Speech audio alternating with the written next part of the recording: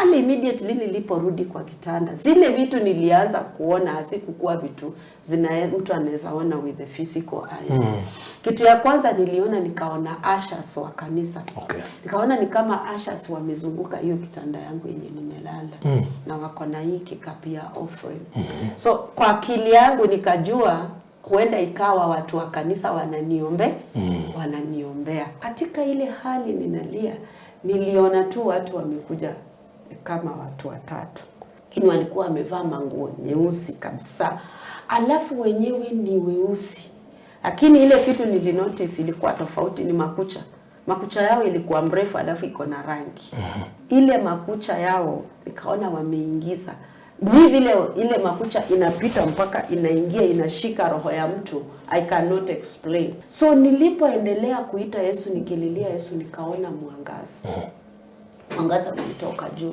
Mwangaza ulikuja ukanigusa hapa hivi. So immediately mwangaza ulinigusa hivi, wale mapepo yalikuwa yamenishika kwa giza, sikujua mahali imeenda. Place yote ikakuwa ni mwangaza. Alafu sasa nikijiangalia tena naona niko na nguo. Lakini ile nguo nilikuwa nayo ilikuwa iko na madoadoa. Liona tu malaika amekuja akanipea kiti nikakaa. Immediately hiyo malaika akaleta kiti kingine. So hiyo kiti kingine yenye alileta akaweka upande wa kulia.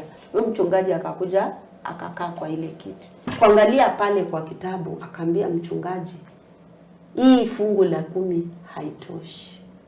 Haiwezi mkomboa. Lizards zikanipanda kwa mwili.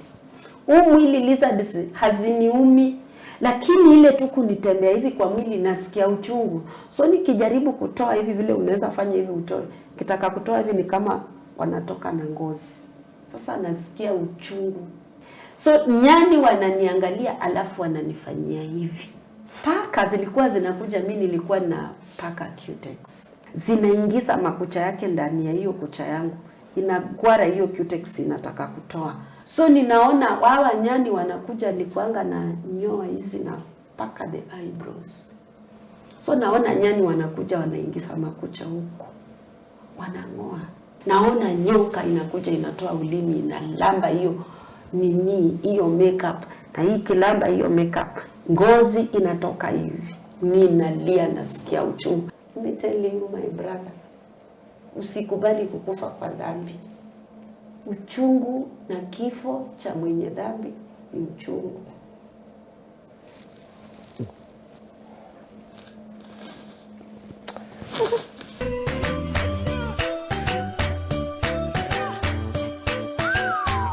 Farodhi TV, wega umagana muciĩ.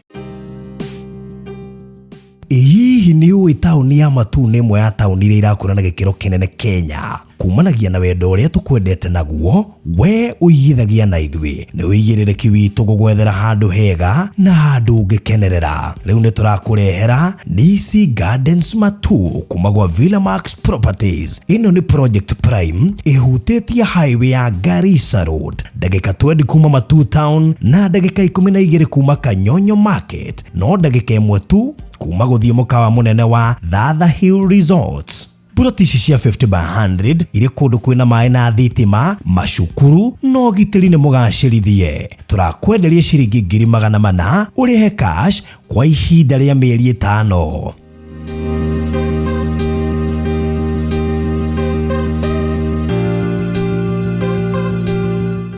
Nisi Gardens Matu kuma gwa Villamax Properties Limited. Wĩ hau na nĩ ũraka nyũmba yaku ona kana cia gũkomborithia. Nyũmba to thimiti na tiles tu, geria Terrazzo ũmũthĩ. Nĩ njũĩ nĩ ũreyũria ici cirahũthĩka kũ? Ndũkamake, tũĩ haha nĩ ũndũ waku. No ũhũthĩre Terrazzo kũgemia countertop cia riko, stairs, floor cia bafu, ona kana kwandĩka rĩtwa na logo ya biashara. Gũkũ kwa Express Terrazzo Center twĩna material ciothe cia gũthondeka Terrazzo. Material ici nĩ ta thimiti wa white na iria ya kawaida. Tuna polish, HCl acid, black and white strips, bao iria non-slip, brushes, misumari na ingĩ nyingĩ. Kwere Meja wa Nairobi, tũrakũrehera o nginya harĩa ũrĩ.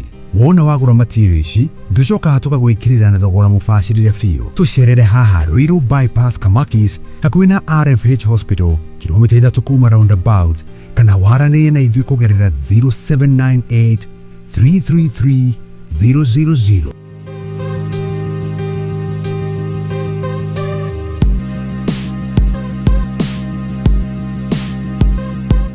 Express Terrazzo Center. You dream it, we fix it.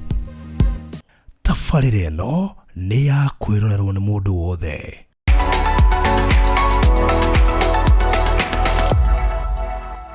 Mũrori wa Barothi wa Thayũ TV ndakũgeithia na ndakũnyita ũgeni harĩa hothe ũranyamũkĩra mahinda-inĩ maya, na mũthenya wa ũmũthĩ tũgũkorwo tũgĩka tabarĩra ya mwanya mũno makĩria ya gĩthweri.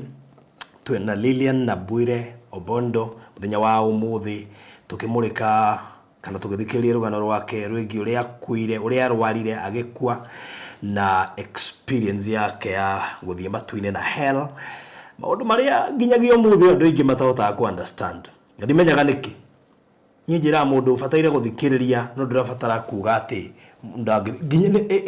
nginyagia ũgathiĩ nĩgetha wĩtĩkie andũ nĩ matwaragwo. There are these experiences na nĩ nyonete na ngaigua andũ magĩtwarwo.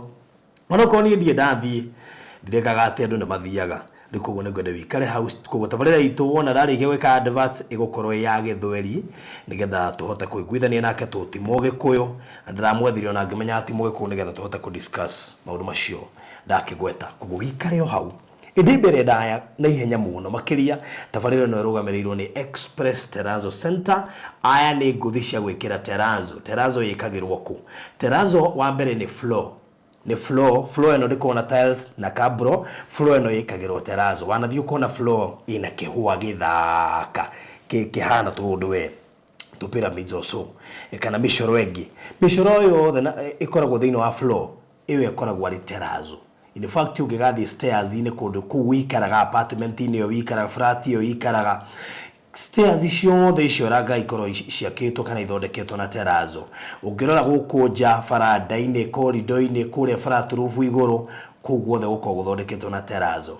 Na koguo mwaki wothe ũraka mũciĩ wa gũikara, bungalow, maisonette, flat roof, apartment, cukuru, thibitarĩ, kanitha, police station, kĩganda na handũ hothe ũngĩkorwo araka floor ciothe rĩrĩa wabatara gwĩkĩra terrazzo. Rĩu aya nĩo maragwĩkĩrĩra Express Terrazzo Center. Mena ũigĩrĩrĩki wa gũtigĩrĩra nĩ makũrutĩra wĩra mũthaka, marĩ na mabundi mekũranĩire na mararuta wĩra mũthaka mũno mũno makĩria na mohĩgĩrĩire thĩinĩ wa wĩra ũyũ. Koguo Express Terrazzo Center marakũrehera indo ciao kuma harĩa nduka-inĩ, material ciothe na rori yao, magacoka magagwĩkĩra installation. Tondũ mena mabundi ma gwĩka installation. Ũkorwo ndũrĩ na bundi wa gwĩka installation, mabundi marĩ nao. No ũngĩkorwo wĩna bundi wa gwĩka installation no ũmetie material na nĩ megũkũrehera nginya harĩa hothe ũngĩhota kana ũngĩkorwo gĩaka. Na rĩu kĩrĩa ũgwĩka nĩ kũmenya atĩ no moke nginya hau hakuhĩ nawe, wĩ Naikuru, wĩ Njoro, wĩ Moro, wĩ Nanyuki, wĩ Isiolo, wĩ kũrĩa Meru, wĩ Embu, wĩ Nyeri na wĩ kũndũ gwĩtwo Limuru, and everywhere and every point of this country nĩ megũka. Kĩrĩa ũgwĩka kwaria nao na namba ĩno ya thimũ 0798 333 000, 0798 333 kana 0798 008 00. Ikinyuki no macerera harĩa Eastern Bypass, wahetũka Kamakis, uhetũke Kidani Mabati, uhetũke ndũ megwĩtwo RFH Hospital, na hau mbere wa RFH Hospital nĩ ũkuona signboard cia Express Terrazzo Center. Mũthenya wa ira ndararĩ kũrĩa mwana wa Nyandarua, ndĩragũthũka ndĩrathiĩ tũreka anointing ya mũgũnda mũthaka mũno mũno mũno mũno makĩria kũndũ gwĩtagwo Ol Kalou. Project thaka mũno. Project ĩno ĩrarĩ na ĩka mũgwanja tũtanointĩte. He mũndũ igĩrĩte gweterera ũhanointwo koguo akĩhurĩria ĩka yake itigarĩte ĩka 6.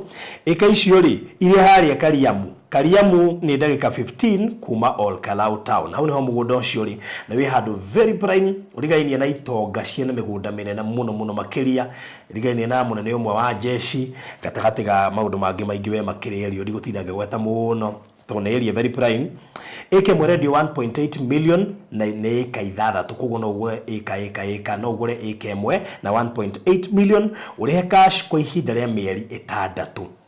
urihe cash kwa ihinda rĩa mĩeri 3 with a deposit of 300,000 na title ni inclusive. Guku ni kwega kwa kurima no wake muciĩ wa retire no wiki uri ukwenda na mũgũnda ũyũ na wikenda kumenya horo makiria ngwenda uke inbox na hane haria ngwiraga first come first serve kugũ ihenya rĩaku ni uri gũteithia kuona ĩkemwe haha 0798 008 008 gaka wona wegwatira kaiga mondo witu na no yona igirio na ithatu. This is a very prime place koguo yani gwibanga umenye uri ogwika nie ndi uri ogwika no umane ati no nginya wikore ukigura ikeno ndio formula ri ukuhuthira ndikiririe na we urenda safe box ino ni ya kuiga title deeds, ni ya kuiga besha, ni ya kuiga marriage certificate, birth certificates, documents cia shukuru, documents cia immigration na iringi ciothe ngiga ho umane ati safe ino ndingiragia mai ni waterproof, ni fireproof, ndingihingurwo uguo ina password na chabigiri, ndingiywo gatagati ka maundu mangi maingi. Document cia gwitingirio ni mbia na maundu maria mangi mothe rukirio ugubatara gwika ni guka inbox ya 0798008008 nigetha wigwatire safe box yaku sizes tofauti, bei tofauti na nitwikaga delivery koguo wona wahura na mbeo ni gutaririo macio mothe. Riu mahinda mega ngorwo ngiamukira mugeni witu Lilian na Bwire Obondo hapa studioni. Karibu sana, nafurahia kukuona, nafurahia kukutana na wewe.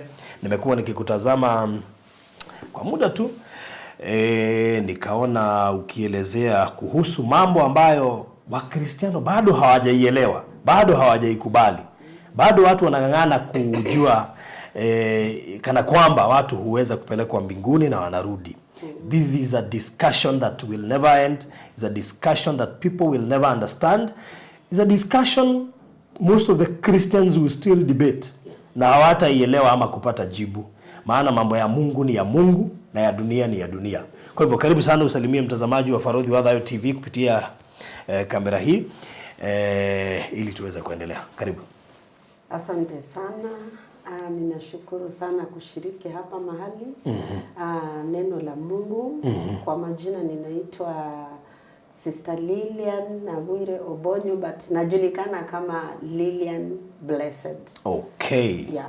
Huyu Lilian Blessed ametoka wapi? Labda ni vizuri tujue mahali ulikozaliwa, kulelewa na ili tuweze labda kufika mahali hii story imeanza. Yeah, mimi ni mzaliwa wa Busia County. Yeah, huko ndio nimezaliwa in a family of 13.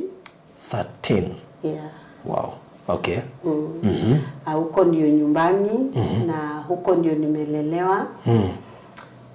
Huko ndio nimesoma. Yeah, nimesoma school inaitwa Bomorimba Primary School. Kuanzia nursery mpaka class 6 and then from there nilienda kuishi na my auntie Kakamega. Okay. So from class 6 mpaka class 8 nikasomea Kakamega. Okay. Yeah. Sijaweza kufika Kakamega, sijaweza kufika Busia, lakini angalau nimeweza kufika Homa Bay na nimefika Migori. Kwa hivyo nimebakisha kufika Kakamega na pale Busia. Karibu sana. Nafikiri Busia ni karibu na mpaka wa Uganda. Yeah. Okay. That's good. At least pia niliweza kutangamana na watu wengi pale Lake Victoria, mahali kunaitwa Sori Karungu. Nikapita kule Ndhiwa. Kwa hivyo nafikiri one of these fine days nitatembea na huko. Nafikiri kutoka hapa ni masaa mangapi kwenda Busia? Kwenda Busia ukienda na public ni 9 hours. 9 hours. Yeah. Ukienda na chopa?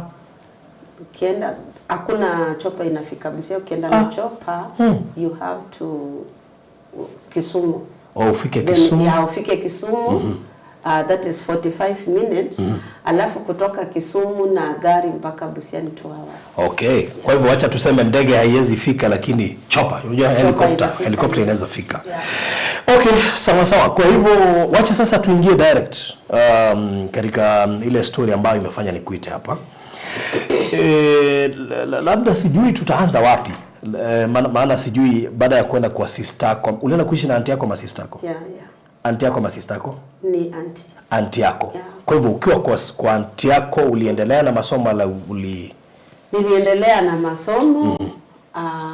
Baada ya kumaliza masomo nikakuja Kisumu. So wakati nilikuja Kisumu ilikuwa 2002. 2002. So ni pale Kisumu nikaanza kufanya kazi ya kusuka nywele kwa saluni. So nikakaa pale Kisumu nikifanya hiyo kazi ya saluni kuanzia 2002 mpaka 2007. So ilipofika 2007 unakumbuka ile post election violence ya 2007. So katika ile hali mimi nilikuwa nafanya kazi ya saluni na ile mjengo mahali saluni ilikuwa ya Mkikuyu. So ile kitu iliendelea pale, najua kila mtu Mkenya anaelewa ile kitu ilitendeka. Being ile building ilikuwa ya Mkikuyu, waliweza ku-raid the building, wakachoma na wakachoma kila kitu yenye ilikuwa. Hii nyumba ilikuwa wapi? Kisumu? Ya Kisumu. Sababu ya post election violence, lazima kungekuwa na maneno kama hayo ya ukabila. Kwa hivyo wewe ulikuwa unafanya kazi pale, waka-raid, alafu wakaichoma. Kwa hivyo huna kazi tena. So nikawa sina kazi. Sasa katika ile hali unaelewa ile wakati hauna kazi, kazi imeisha. Maisha ilikuwa mbaya sana. Yes, maisha ilikuwa mbaya. Na afya yangu pia hiyo wakati haikuwa mzuri. Nilikuwa na shida, nilikuwa na breast cancer. So katika ile hali unajua sasa nilikuwa naenda hospitali every month. Nilikuwa naenda hospitali, lazima unatumia pesa ya dawa nini every month. So kukawa na dada alikuwa Mmeru, alikuwa rafiki yangu. Naye mahali alikuwa anaishi pia wakatolewa kwa hiyo violences. Wakachukuliwa wakaenda kuishi police station.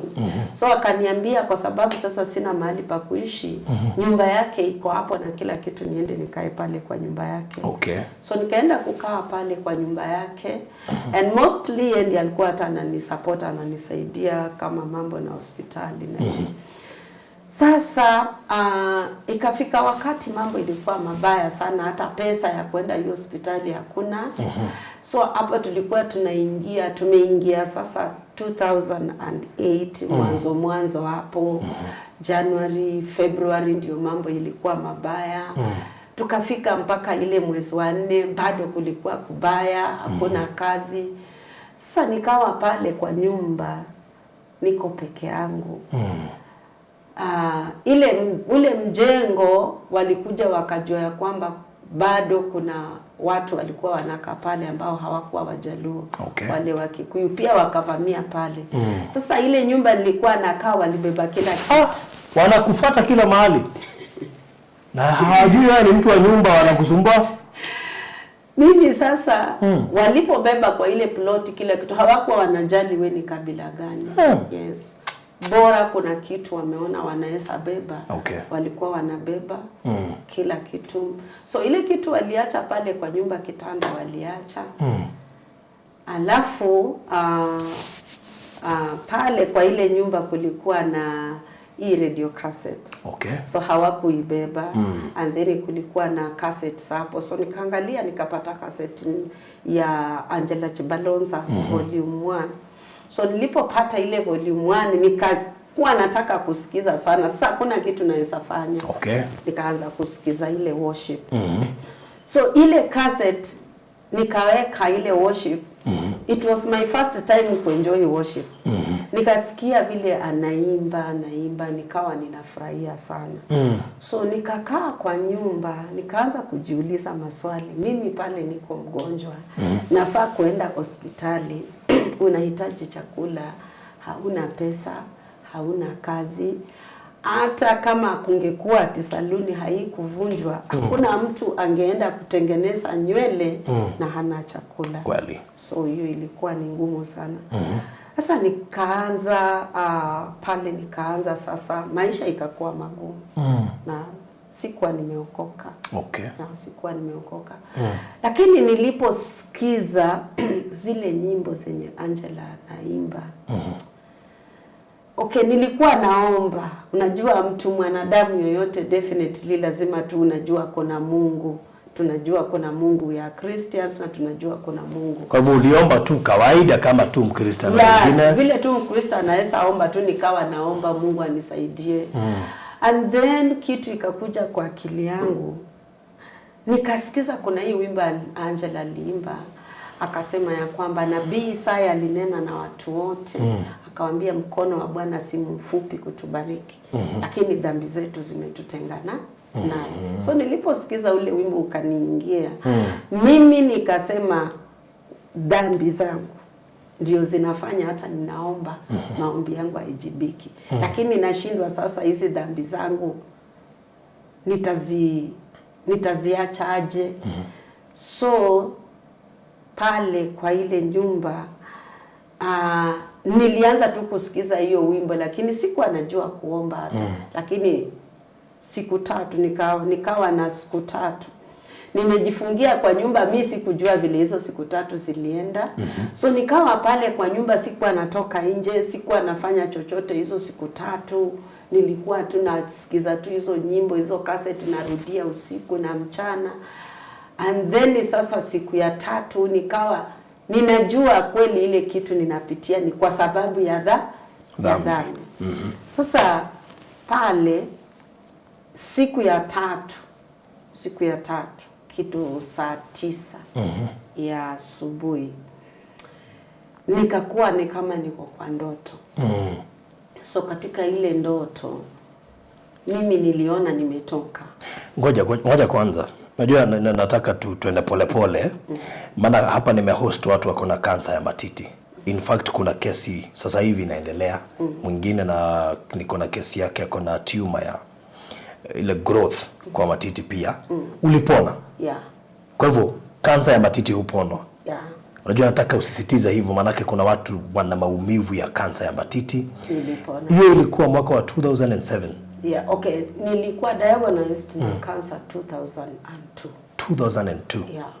Ukaendelea na matibabu hadi 2007. 2007 wakati nilipata encounter na nikaokoka 2008. Okay. Mwezi wa 4. Very good. Na sasa hivi uko hai. Na ya. Mungu uponya. Yeah. Sasa basi sasa tuanze hapo. So encounter sasa. Nataka tuanze encounter. Ilikuja mwaka gani? Okay, sasa hapo the encounter tunataka kuongea sasa hii ilikuwa 2017. Haya, tuendelee.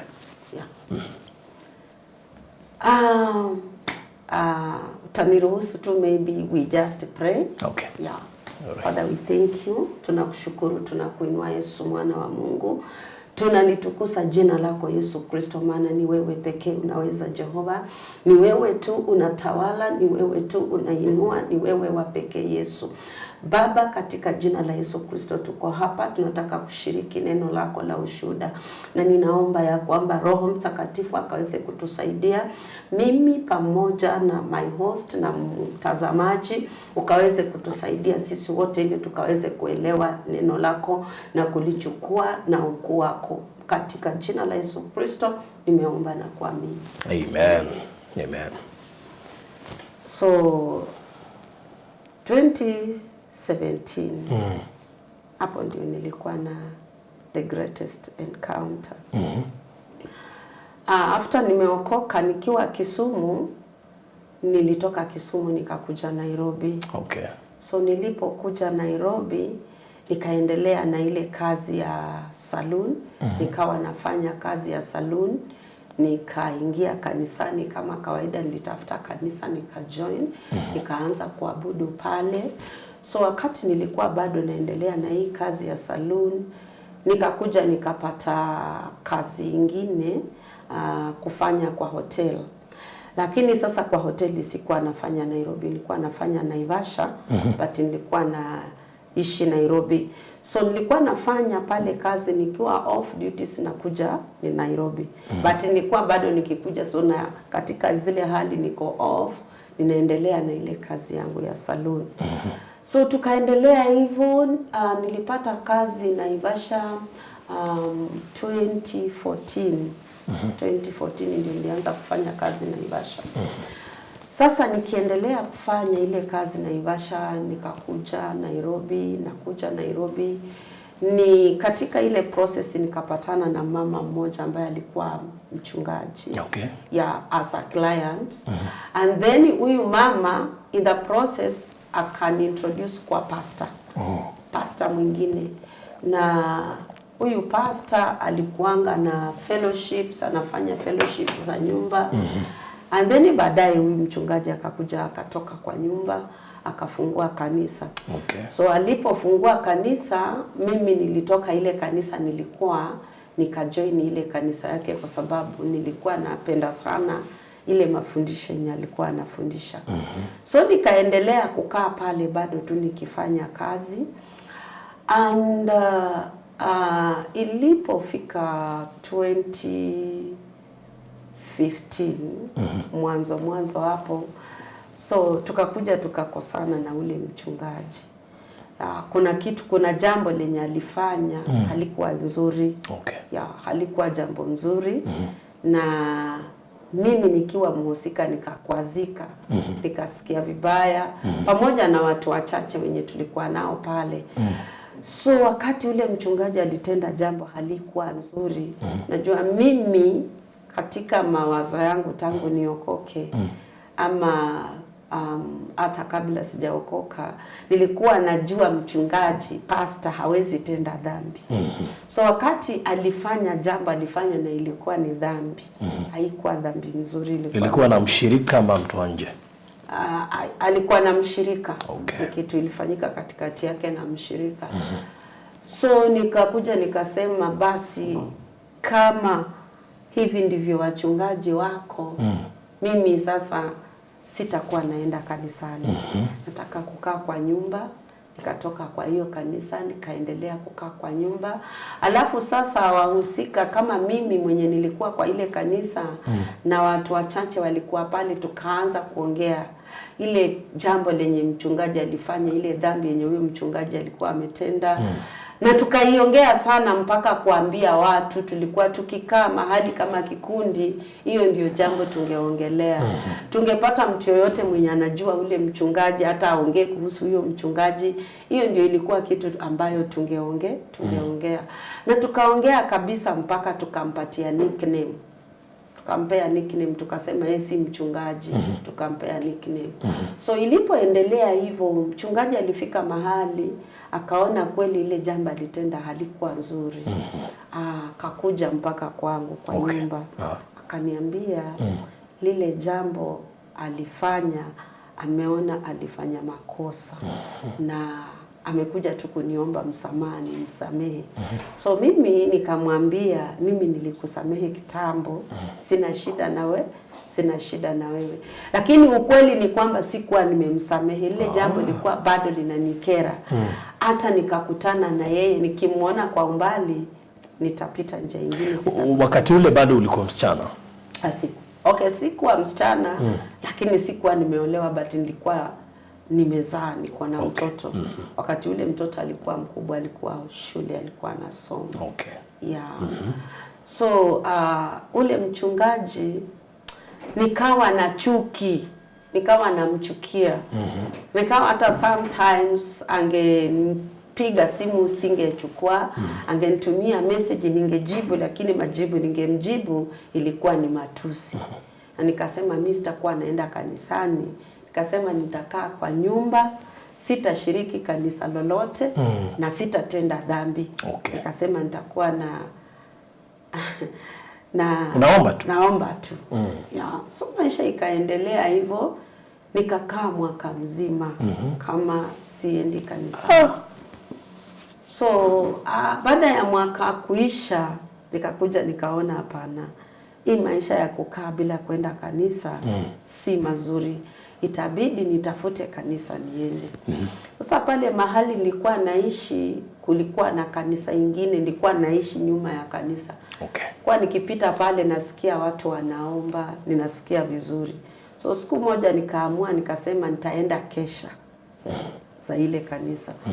Nikaanza kwenda kesha. Nikaenda kesha ya kwanza na nikasikia sana vizuri, nikasikia presence ya Mungu, nikasikia kuomba.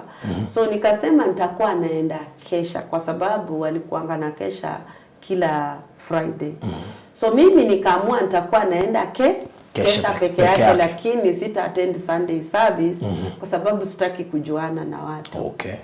So nikaenda zile kesha mwezi moja. Nilipoona pale mahali kwa zile kesha maombi ni mzuri, nasikia neno vile wanahubiri, nikasema Jumapili moja nikasema nataka ni attend Sunday service. Nione vile wanafanya ibada za Sunday. Mahubiri ile wanahubiri ni gani. So nikaenda pale Jumapili ya kwanza nikashiriki. Nikaona ule mchungaji vile alihubiri neno, alikuwa tu anahubiri kuhusu utakatifu. Yaani alikuwa na mafundisho mazuri.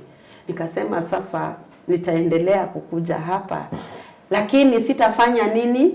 Sitaki kujuana na watu na sitaki kujuana na mchungaji. Utakuwa tu mshirika wa kawaida, anayekuja hapa anaketi nyuma, anatulia, anasikiza neno, kisha anaenda nyumbani. Lakini hataki kuhusika na mambo ya kanisa. Okay. So nikaenda mwezi moja. Baada ya mwezi moja, mimi nikafikiria, nikaona si vizuri nikuwe nakuja hapa na hata mchungaji hanijui. Okay. Nikasema na wewe mchungaji alikuwa na siku ya kuongea na watu in case mtu unataka kuongea na yeye. Mimi nikasema kwa moyo wangu nitaenda niongee na huyu mchungaji. Mimi nataka kumsikiza kabisa. Vile ataniongelesha nitaamua kama nitakuwa mshirika ama nitatoka tena nitafute mahali pengine ama nitaendelea tu kukaa na bila kujuana na mtu. Kwa sababu ule mchungaji mwenye tulikosana na yeye, kuna jambo moja alituambia siku moja. Akatuambia mradi umeokoka, umekiri Yesu Kristo, hauwezi enda kuzimu. Ati hata ukatenda dhambi baada ya kuokoka, hauwezi ukaenda kuzimu. Kwa sababu ulishakubali Yesu akusamehe dhambi zako na ukamkubali kama Mwokozi, hauwezi ukaenda kuzimu hata ukatenda dhambi. So tuliishi maisha ya kutenda dhambi. Yes. Sasa haya ni maneno kutoka kwa mchungaji. Kwa mchungaji. In fact alikuwa anatuambia, kwa sababu nilikuwa kwa kikundi cha uombezi cha intercessory. So alikuwa anatuambia tukiwa kama intercessors. Lakini akasema, lakini msiwe mnaambia watu. Msiwe mnaambia watu, hii ni mambo ninawafundisha tu. So hiyo siku yenye kwa hivyo hata wewe uliendelea kufanya dhambi. Na vile uliziogopa. Na vile uliziogopa hapo awali? Hapo awali niliogopa, lakini kakuja nikaona kumbe hata ukitenda dhambi bora ulikubali Yesu, hauwezi ukaenda kuzimu. So wakati ile dhambi yeye alikuja akatenda ilikuwa mbaya. Yenye siku expect ati mchungaji anaweza fanya. Tena huyu mchungaji wa pili? Hapana. Huyu tu wa kwanza. Yule wa kwanza, okay. So huyu wa pili sasa, wakati nimeenda, nimesikia mafundisho anaofundisha. Anasema mtu ukishaokoka haufai kutenda dhambi. Unafaa uishi maisha matakatifu. Nikawa sasa pale niko na changamoto. Nikasema nitaenda kumuongelesha. So siku ile nilienda kuongea na yeye, definitely kama mchungaji atakuuliza umetoka wapi, umeokoka ama hujaokoka. Nikamuelezea mimi niliokoka na nikarudi nikamwambia kanisa yenye nilikuwa. Akaniuliza, na kwa nini umetoka huko ama bado unaenda? Nikamwambia nilitoka. Akaniuliza kwa nini, nikamuelezea kitu kile ule mchungaji alisema. Kuna kitu bado sijaelewa. Yule wa kwanza kuna ile makosa, kuna ile dhambi alifanya ukasikia sasa hii hauwezani nayo. Tayari ndio alikuwa na mafunzo ya ukiokoka unaweza tenda dhambi. Yes. Na kabla utoke kwa kanisa ulikuwa ushaanza kufanya dhambi pia wewe? Dhambi haikuwa shida. Na mbona yake ikakushtua sasa? Sasa kuna zile dhambi unaona ni dhambi, lakini sasa ile basi tuambie ni gani hizo. Manake wajua sasa mimi nakuwa confused. nyinyi mlikuwa baada ya yeye kuhubiri unaweza okoka na ufanye dhambi na bado utaenda mbinguni. Kwa hivyo nyinyi mliendelea na dhambi za kawaida. Sasa hii dhambi yenye ilikushtua yake na zile ulikuwa unafanya, kwani tofauti ilikuwa gani? Sasa karibu nikuuliza wewe ulifanya dhambi gani? Ndio. Sasa unajua mimi ningeweza kitu kama kupigana kwangu haikuwa shida, kutukana mtu haikuwa shida, kufanya usharati haikuwa shida. Nilikuwa najua si nilishaokoka, sasa nilikubali hata ukitenda dhambi Yesu bado anakuhurumia tu. Na yeye mchungaji alifanya dhambi gani? Sasa ile kitu mchungaji naye alifanya bado ilikuwa ni hiyo usharati. Lakini sasa ile kitu alifanya mimi nilikuwa nimetoka. Nimeenda kazi kule Naivasha. Sasa na pale kuna dada mmoja wa kanisa. Nikienda Naivasha nilikuwa namwacha kwa nyumba kwa sababu nilikuwa na mtoto. Okay. Ya anaenda shule, mtoto alikuwa class 6 by that time. So alikuwa 6 years? Yeah. Okay. Mtoto alikuwa class 6. Oh, class 6, yeah. Sorry. Okay. And pia kuna mtoto wa rafiki yangu pia agement wa my daughter pia nilikuwa nakaa naye pale. Nyumba ilikuwa ni room moja. Single room. Sasa ule msichana wa kanisa hakuwa na mahali pa kuishi. Okay. Nikasema wacha tukae na yeye ndio hata nikienda Naivasha atakuwa anabaki kwa nyumba. Okay. Kumbe huyu msichana alikuwa na uhusiano na ule na ule mchungaji na mimi sikujua. Sasa nikitoka mchungaji alikuwa anakuja pale kwa nyumba, anafanya usharati na huyu msichana pale kwa nyumba yangu, analala pale. So huyu mtoto wangu na ule mtoto wa rafiki yangu mwenye nakaa na yeye walikuwa wanachukua kama mattress wanamtandikia chini. Wanawatandikia chini. Okay. Yeye analala kwa kitanda yangu na ule msichana. So hilo jambo mimi kwangu yani nilikuwa najua ndio mtu anaweza fanya makosa, lakini hiyo ni kitu sikutarajia hata kama anafanya ifanyike kwa nyumba yangu. Okay, ndio nilikuwa najua usharati watu wanafanya, but siku expect afanye usharati kwa nyumba mbele ya watoto wadogo kama wale. Kwa sababu watoto walijua chenye walikuwa wanafanya. Kwa hiyo ilikuuma sana. Yeah. Okay. Ikaniuma. Kwa sababu wakati nilirudi nilipata watoto walikuwa so frustrated. Wakaenda, ule mama aliniunganisha na huyu mchungaji. Ule mama ambaye pia ni mchungaji, watoto walimjua na tulikuwa very close. So walitoka kwa nyumba wakaenda kukaa na ule mama. Akiwaambia warudi kwa nyumba wanakataa. Ndiye akainsist kuuliza kwa nini hawataki kurudi.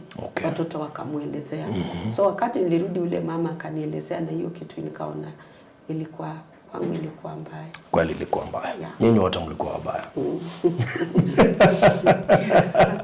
Unajua ni vizuri umeelezea. Maana tunataka kuongea haya maneno ili watu wayaelewe. Maana ni jambo hadi leo naona bado linakuumiza. No. Au mimi tena. Lakini bado unakumbuka na hadi leo huwezi elewa kwa nini mchungaji alifanya haya kwa nyumba yako. Okay, basi tuendelee kwa hii kanisa lingine. Sasa kwa hili kanisa lingine nilipoelezea huyu mchungaji chenye kilifanya nikatoka kwa lile kanisa.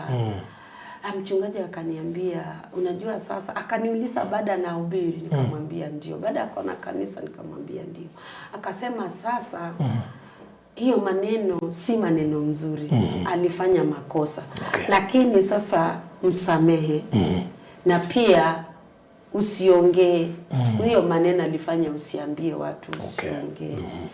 So mchungaji aliponiambia hivyo nikamwambia, nikakubali. Lakini bado nilipotoka pale lile neno mchungaji alikuwa ameongea sikulitii. Sikulitii kwa sababu ile chuki bado iliendelea. Ulikuwa unaumia. Nilikuwa naumia. Ile kumuongea nilikuwa bado namuongea. Ndio. Na baada ya pale niliweza kukutana na dada mmoja ambaye alikuwa rafiki yangu ameokoka. Tulipokutana tu na yeye akaniambia, na ule pastor sasa mwenye kanisa lilikuwa nimetoka. Unamuona, huwa unamuona? Nikamwambia usiniuliza hata kuhusu huyo pastor. Huyo si pastor, kwa sababu tulikuwa tumempatia a nickname Nikamuita na ile nickname. Nikasema huyo si mchungaji.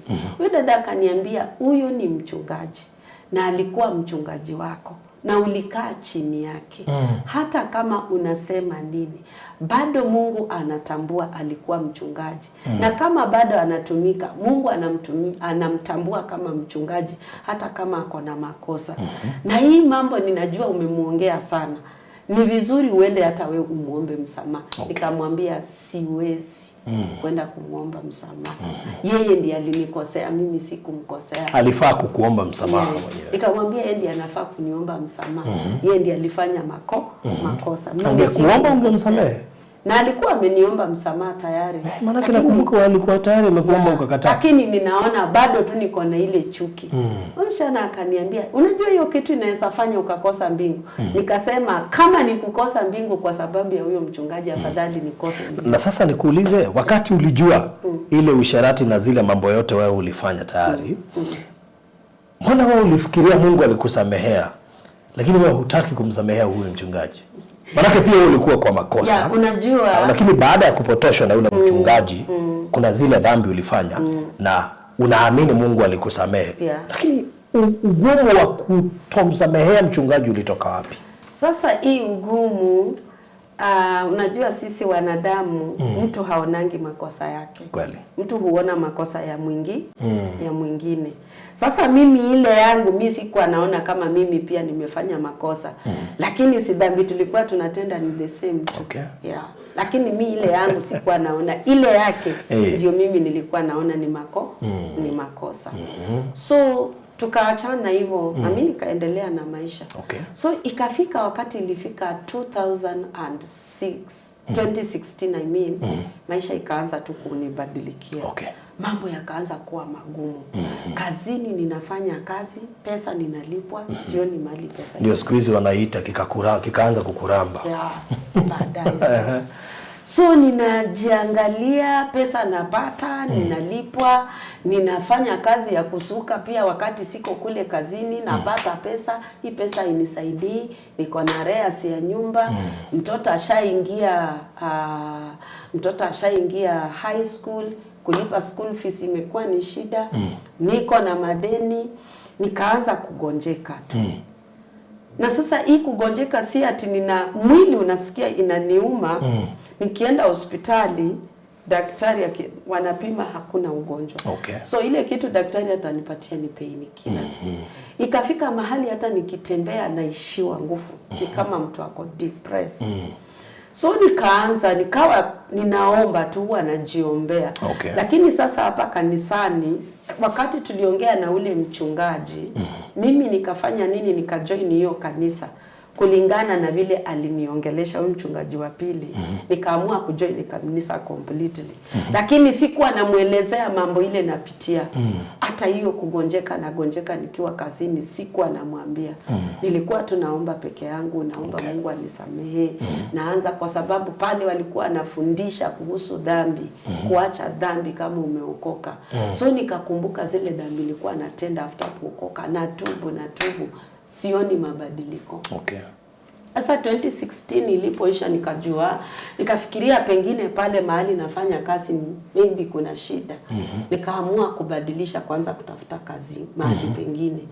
So nikatafuta kazi, nikapata kazi kwa hospitali ya physiotherapy kule Rongai. Nikaanza kufanya na nikaambiwa nianze January 2017. So January 2017 after celebration ya fast, by tarehe 3 nikaanza kazi pale. So nikawa nafanya baadhi kale, hiyo mwezi ikaisha, tukaingia mwezi wa pili. Hakuna tofauti. In fact pale nilikuwa nalipwa every Saturday. Ile pesa ikifika Monday mimi sina chochote. Hata fare ya kwenda kazi nitaomba jirani. Yaani naishi kwa madeni. Saa ingine nakopa pesa, ikifika hiyo Saturday sina chochote chenye nafaa kupewa. Na ninaendelea kuomba nikiambia Mungu anisamehe. Na kunywa dawa sipati.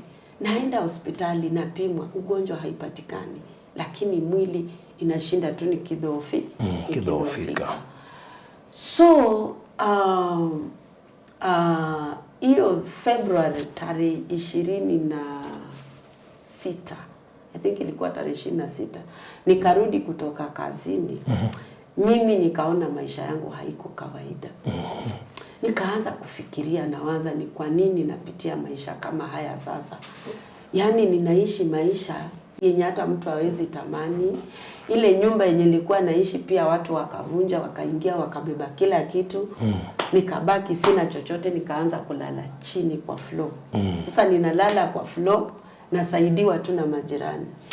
Sasa nikaona hii maisha si kawaida. So that night, hiyo jioni nilipoingia kwa bathroom nikienda kuoga, mimi nikasikia hata hiyo kuoga, nikasikia tu presence ya kuomba, ya maombi. So nikaanza kuomba. Na nilipoanza kuomba nilisikia maombi ingine ya kulia. Ile ya kulilia Mungu. Na kilio changu nikaanza kulia nikiomba, nikiambia Mungu, mimi nimekuwa nikiomba sana msamaha. Mungu nisamehe dhambi zile nilikuwa natenda. Kwa sababu hii mafundisho nilipata kwa hii kanisa ingine, nilikuja kujua wakati mtu umeokoka haufai kutenda dhambi tena. So si nikajua nilikuwa natenda dhambi. Sasa si nikawa ninatubu nikiomba Mungu msamaha. Lakini sikafikiria zile dhambi nilitenda ndio sasa bado sijasamehewa. Nikamwambia Mungu, mimi nimeomba msamaha, sioni ukinisamehe. Nikamwambia Mungu, mimi nataka unihukumu. Na unihukumu kwa haki. Sasa niliomba ile maombi ya kulia ikitoka chini ya kilindini mwa moyo ya kwamba ninahitaji Mungu anihukumu. So nikaomba ile maombi kitu kama 3 hours. So nilipomaliza 3 hours hata sikuoga. Mimi nikaenda kulala. Kesho yake niliamka nikaenda kazini. Kaenda kazini siku ya kwanza, siku ya pili, siku ya tatu. Siku ya tatu niliporudi kwa nyumba nikitoka kazi, nikishakula chakula cha jioni nilisikia baridi. Imenimwagika kwa mwili. So kusikia ile baridi kwa mwili, natetemeka. Najaribu kuchukua majaketi navaa, nasikia baridi. Baada ya dakika 20 naanza kusikia joto. Na ile joto nilisikia haikuwa joto ati ni kajoto, ati ama inakuja pole pole, ni kama mwili unachomeka. Yaani nasikia mwili wangu unachomeka kabisa, mpaka nashindwa ni nini hii meno. Nasikia meno sasa inagongana. Sasa nikaanza kuomba, hapo ndio nilianza kuomba. So naomba nikiambia Mungu msamaha, naomba Mungu msamaha, naomba Mungu aniponye. Mimi hata akili yangu haikufikiria nilikuwa nimeomba maombi ya kuambia Mungu anihukumu. Haikuwa kwa mawazo kabisa. So nilipoendelea kuomba ile maombi naendelea kulemewa, nikaishiwa nguvu. Nilipofika kitu saa 6 ya usiku nikaanza kutapika. Sasa nikawa naona natapika damu. Alafu nasikia kifua inaniuma. Natapika damu pale mahali. Nikatapika mpaka nikaishiwa nguvu, nikawa siwezi hata amka nitoke pale mahali. So ilipofika asubuhi, kumbe vile nilianza kuumia, nilienda kulala na sikufunga mlango. Sikuweza kuwatembea, sikuweza hata kuenda hivi na magoti, nikijaribu siwezi. Nilijifuruta hivi chini, nikafungua mlango, nikatoka nje. Kaenda kwa jirani. So kugonga pale kwa jirani, ule mama jirani alikuwa rafiki yangu sana. Kutoka akaona ile hali niko ni mbaya. Akaamka akanibeba na kijana yake wakanirudisha kwa nyumba. Akaenda akaninunulia dawa, antibiotic, na muelezea vile nasikia, akaniletea na painkiller, nikameza. So nilipomeza zile dawa nikasikia at least mwili sasa unapona. Nikasema kumbe tu nilikuwa tunahitaji dawa. So mwili ulipopoa nikasikia usingizi. Juu usiku sikuwa nimelala. Katika ile hali ya kulala, nikilala hivi,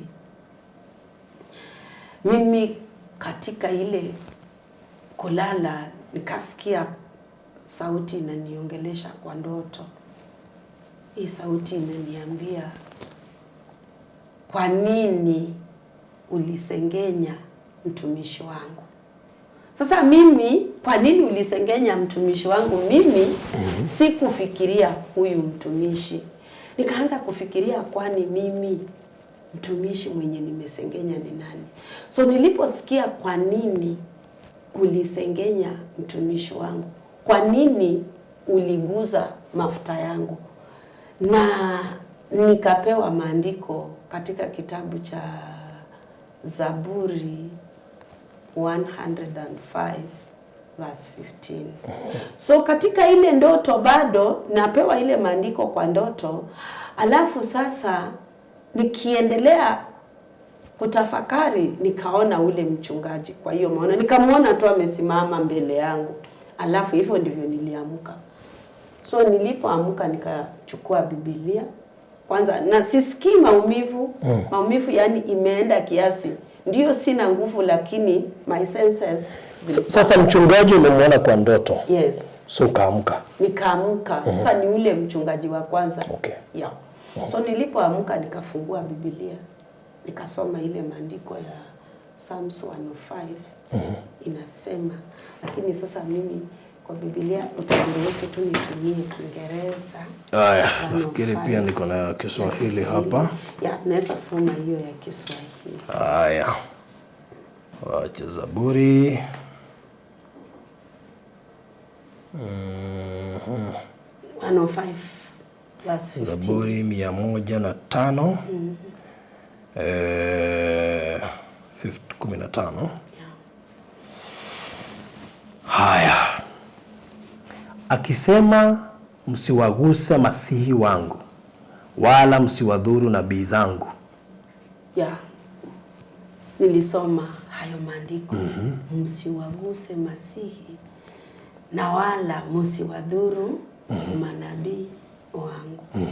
So katika hii maandiko nilipoisoma tu hivi na mimi kwa mawazo yangu nikasema, na mimi huyu mchungaji mimi sikumdhuru. Mimi ile kitu nilikuwa naongea jambo lile ukweli alitenda.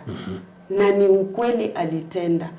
Mpaka huyo msichana mwenye alikuwa na uhusiano na yeye alienda, mimba ikapatikana. Mtoto akazaliwa ikaonekana. Sasa mimi nilijua kile kitu nilikuwa naongea sikumwekelea.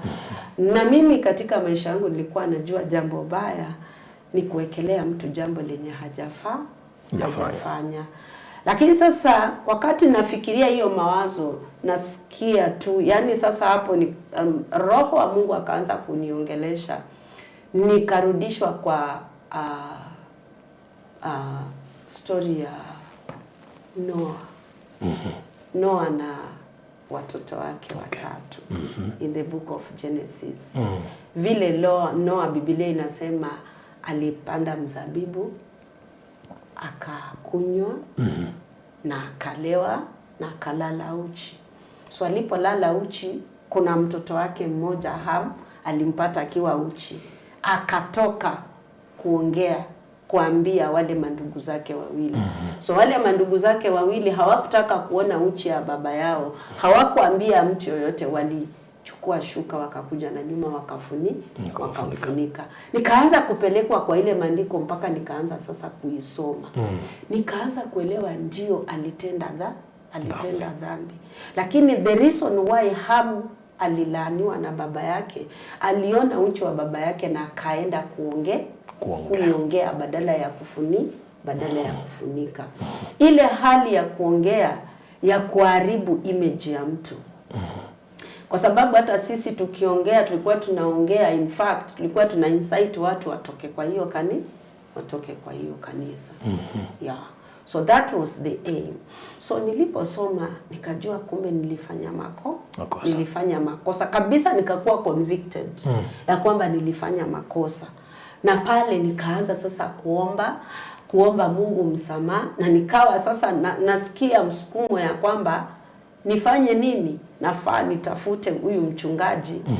Mpaka nikaona sasa nikisikia vizuri nitatafuta hata namba yake, niende niongee na yeye nimuombe msamaha.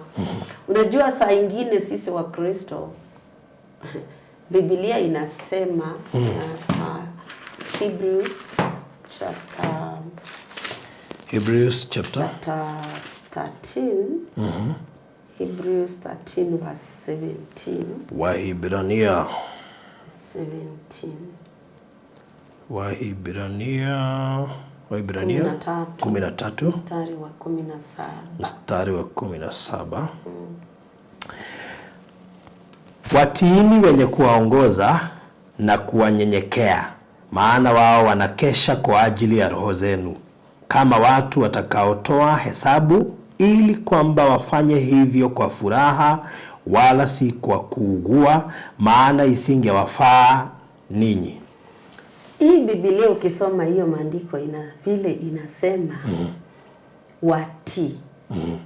Obey them that have rule over you.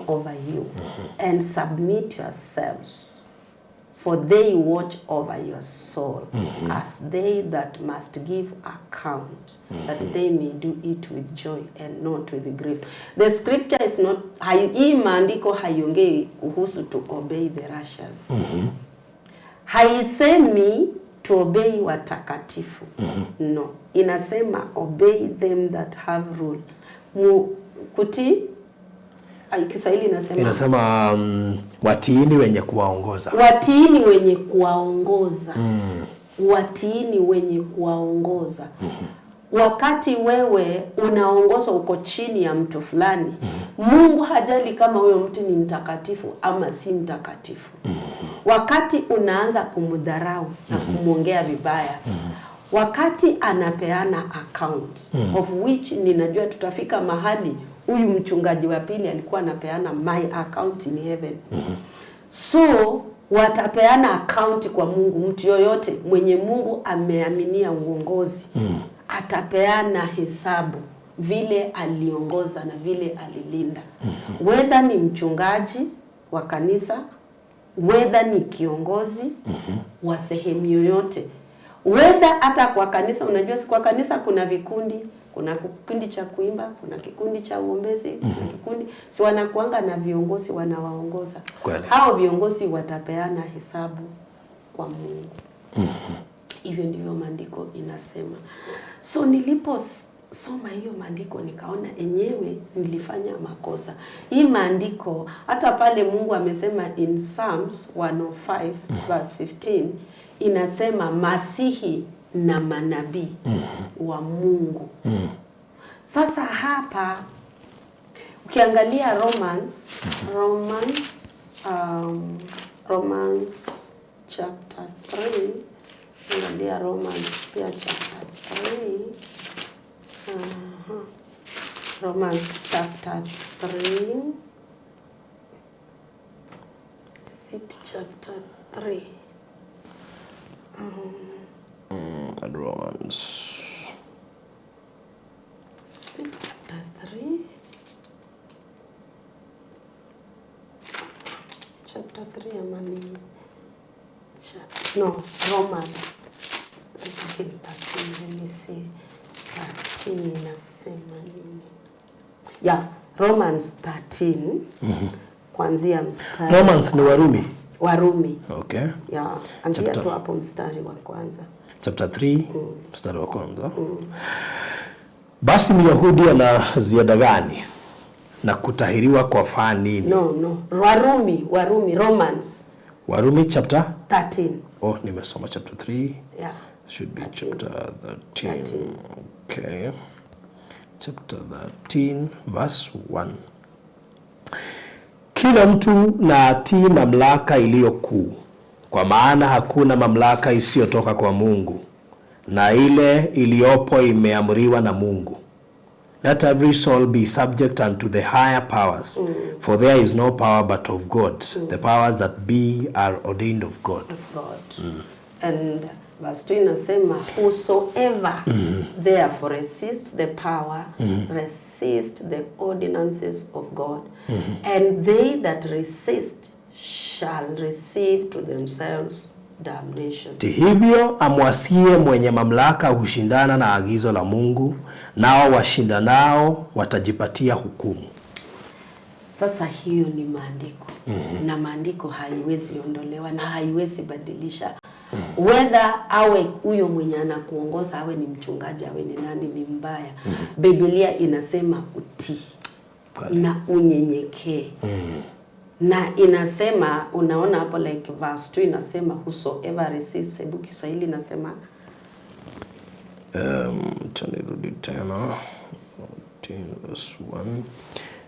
Hivyo amwasie mwenye mamlaka. Hivyo amwasie mwenye mamlaka. Kushindana na agizo la Mungu. Kushindana na agizo la Mungu. Na hii ndio kitu tulikuwa tunafanya. Tulikuwa tuna wasi. Ni uasi. Unakataa. Huyu mtu uko chini yake. Umekaa chini yake. Anakuongoza. Na hii wacha nikwambie my friend. Watu watapeana hesabu. Walio wele Mungu ameaminia kama wachungaji. Hizo kondoo Mungu amewaaminia watapeana hesabu. Kiongozi hata we ni kiongozi wa nchi ama ni wa nini, ni kiongozi, ni Mungu amemchagua. Unaangalia kama Nebukadnezar, I think is in Jeremiah 14. Mungu anaita Nebukadnezar my servant. Na unaona mambo ile Nebukadnezar alikuwa anafanya. Nebukadnezar hata hakuwa mtu ameokoka.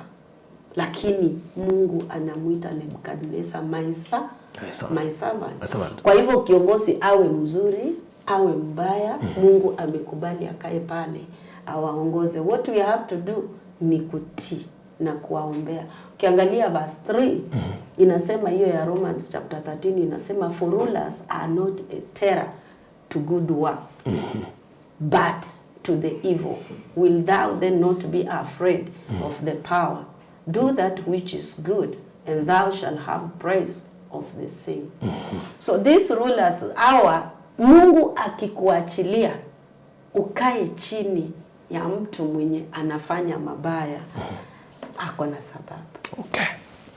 So kazi yetu ni kutii. Sasa sisi badala ya kutii tuliongea sana. So wakati mimi ninapelekwa katika hiyo hali nikajua makosa ile nimefanya, nilianza kuomba na kuomba Mungu msamaha. Na nikaanza kusikia kwa moyo wangu ukweli, kweli makosa yangu ikakuja. Nikaona kweli vile nilifanya makosa. Nikaanza kukumbuka vile huyu mchungaji wa pili aliniambia nimsamehe na niache kuongea kumhusu matusi nini. My friend,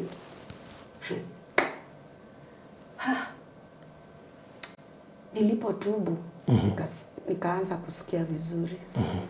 Nikajua sasa akili yangu nikajua sasa Mungu ashanisamehe. Okay. Sasa nasikia vizuri mpaka nikapata nguvu. Ule jirani alikuwa ameniletea uji nikakunywa. Alafu sasa nikalala. Kalala. Nilipolala, kilipofika kitu saa 10 ya jioni.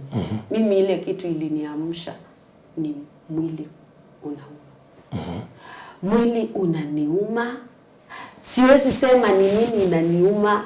Nasikia kila mahali. Kichwa peke yake ndio haikuwa inaniuma. Natetemeka. Alafu ile kitu ninaona hii shingo imeangalia chini. Sitaki kuangalia juu. Naona nikasema huyu mama akanipigia simu. Hata nikijaribu nijikase kuomba sasa siwezi omba sasa. Siwezi tamka neno. So mama rafiki yangu mwenye alikuwa client wangu mwenye nilikuwa nasuka nywele akanipigia simu. Na alipiga tu simu kutaka tu ile tu vile umekaa hujaona mtu sasa ananipigia simu kunisalimia. Nikireceive hiyo simu nataka ulimi umekwama, siwezi tamka jambo lolote. Akaniuliza uko mgonjwa, nikasema Akasema, wewe vile nasikia hivyo ni kama umelemewa sana. Uko kwa nyumba? Nikamwambia niko kwa nyumba. Na unajua hiyo wakati kulikuwa na strike ya madaktari. Kulikuwa na mgomo. Sasa ule mama akakuja. So alipokuja akaona hali niko si ya kukaa kwa nyumba, akasema hapana, nakupeleka hospitali. Kimbia mbio akaenda akachukua gari yake, kaenda akaweka mafuta. wakanibeba wakanikimbiza hospitali. So nilipofika hospitali pale, nataka ati nitumie mchungaji message kumwambia niko mgonjwa. Can you imagine nikijaribu kuchukua simu kuandika, siwezi type.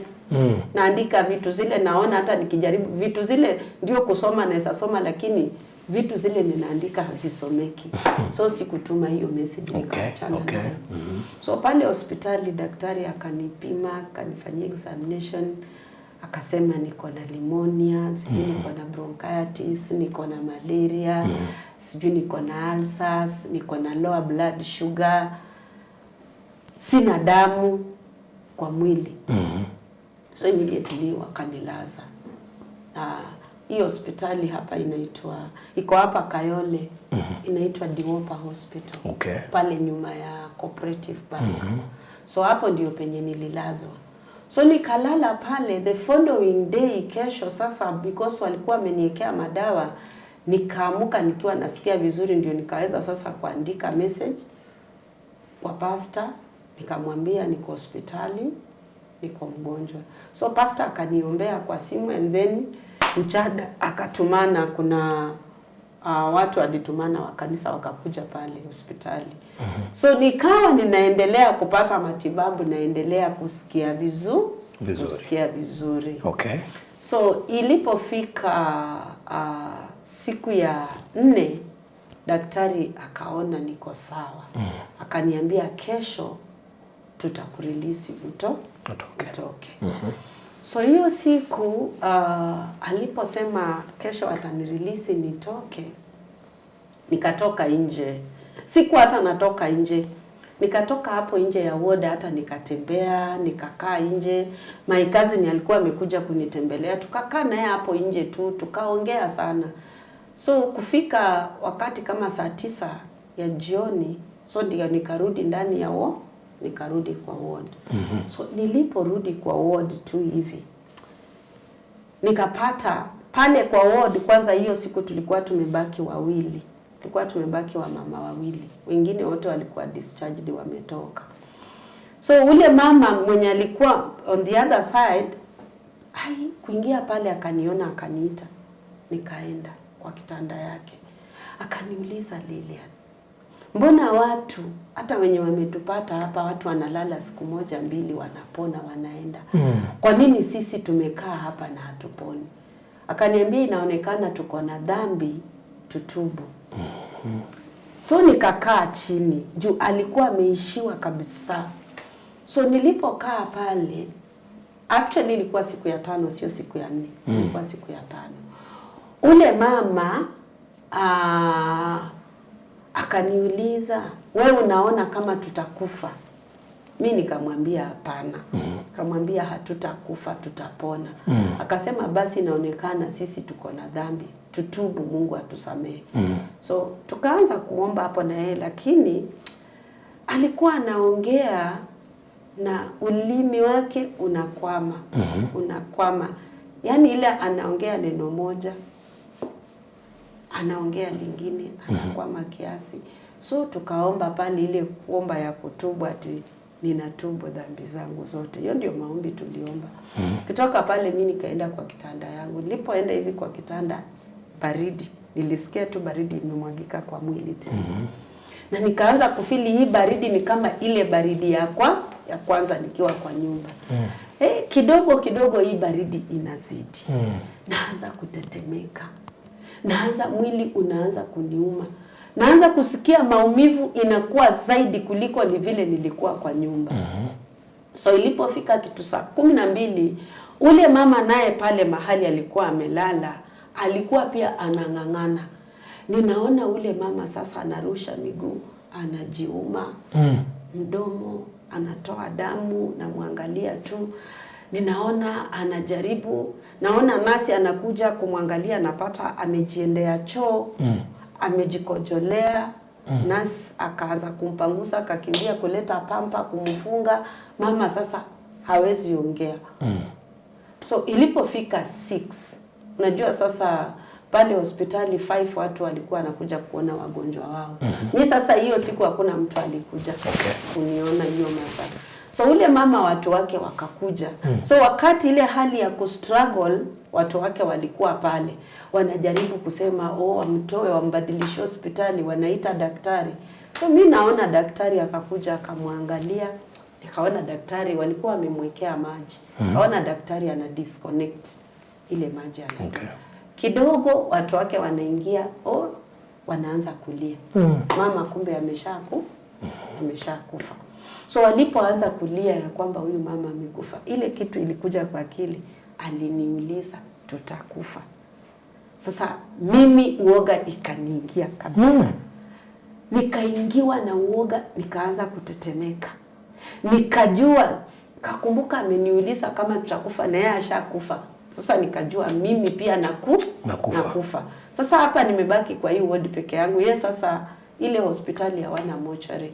Wakamtoa. Mimi nikasikia, unajua nasikia vile watu wake wanaongea, wanasema wampeleke Kijabe, kuna mochari huko juu kwao, ilikuwa huko karibu. Sasa wakatoa mwili.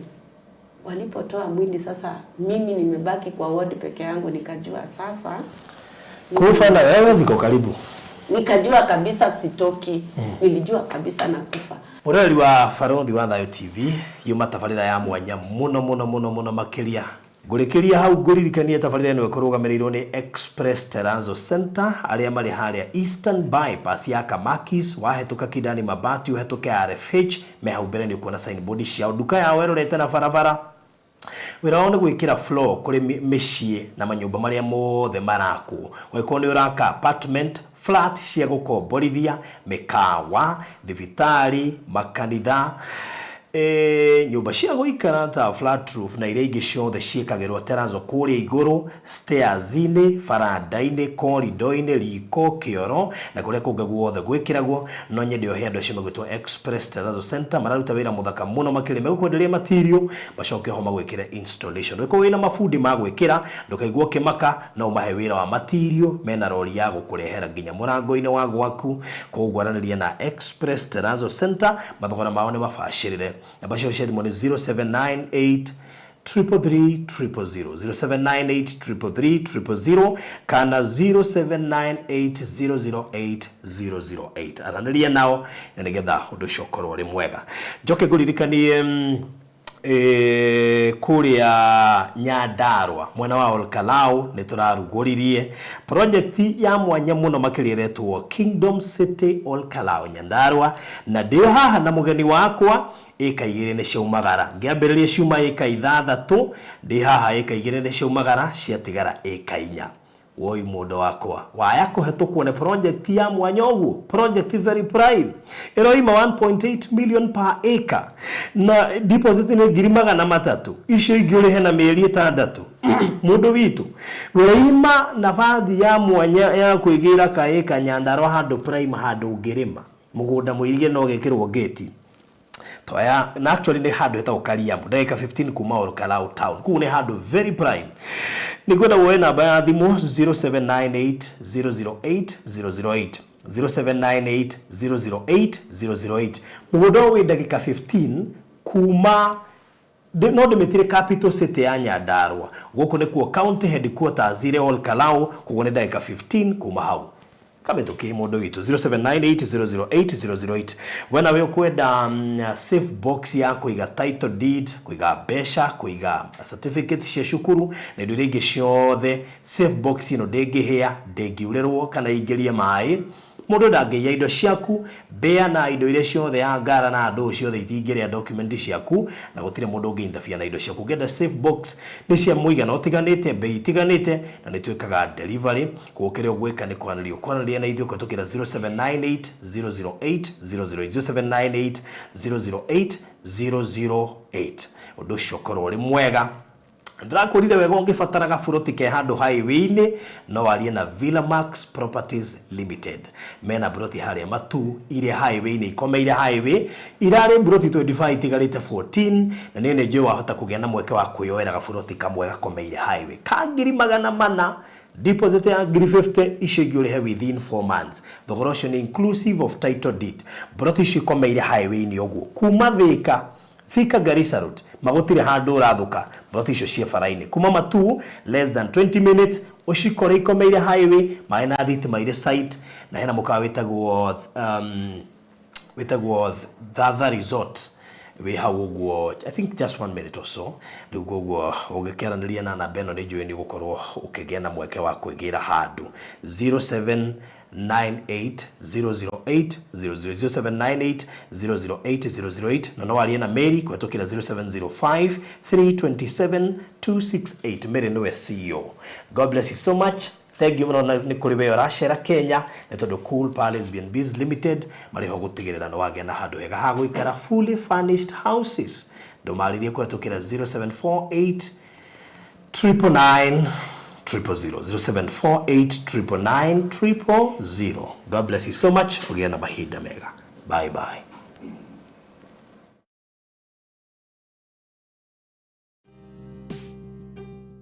Hihi ni uĩ taũni ya Matu nĩ ĩmwe ya taũni iria irakũra na gĩkĩro kĩnene Kenya. Kumanagia na wendo ũrĩa tũkwendete naguo, we ũigithagia na ithuĩ. Nĩ wĩigĩrĩrĩki witũ gũgwethera handũ hega na handũ ũngĩkenerera. Rĩu nĩ tũrakũrehera Nisi Gardens Matu kuma gwa Villamax Properties. Ĩno nĩ Project Prime ĩhutĩtie highway ya Garissa Road. Ndagĩka 20 kuma Matu Town na ndagĩka 12 kuma Kanyonyo Market. No ndagĩka 1 tu kuma gũthiĩ mũkawa mũnene wa Thatha Hill Resorts. Buroti ici cia 50 by 100 irĩ kũndũ kwĩna maĩ na thitima, macukuru no gitĩri nĩ mũgacĩrithie. Tũrakwenderia ciringi 400,000 ũrĩhe cash kwa ihinda rĩa mĩeri 5.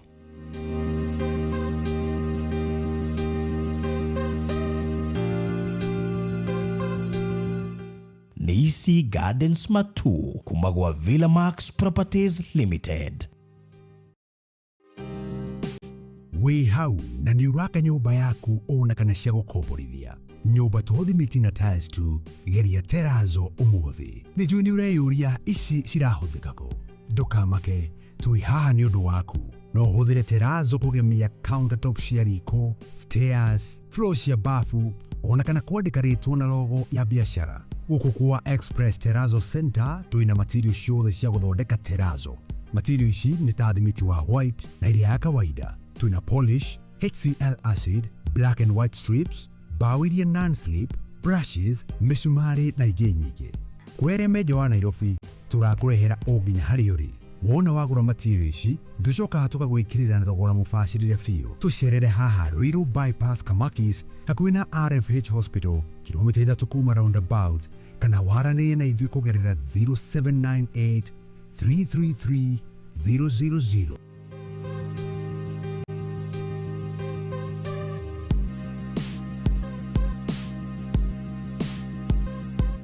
Express Terrazzo Center. You dream it, we fix it. Welcome to Cool Palace B&Bs, your gateway to comfort and convenience. Discover fully furnished apartments strategically located near malls and major roads, including Ruaka, Thika Road, Kiambu Road, and Sosian Estate. From cozy studios to spacious 3-bedroom apartments, we have the perfect stay for you. Need an airport transfer? We've got it covered. For inquiries, visit our offices at Muthaiga Square, first floor, Wing C, room 110. Cool Palace B&Bs, where every stay is a blend of luxury and ease. Hello everyone, this is a video to guide you step by step on how to download TapTapSend app for sending money abroad. First of all, download the app from Google Play or App Store. Then add your details, your name, your email, username and password, and create an account. Then add phone number and secure your account with the confirmation code. Select your recipient country. In this country, we'll choose Kenya. Then use the promo code MERIMASH22. $20 bonus credit will be credited to the recipients. Add the amount which you're sending, in this case $50, and then add the recipient's details, name and number, address, and fill in your debit card details. Payment successful. Within minutes, your money should be credited to your recipient's account. Use the promo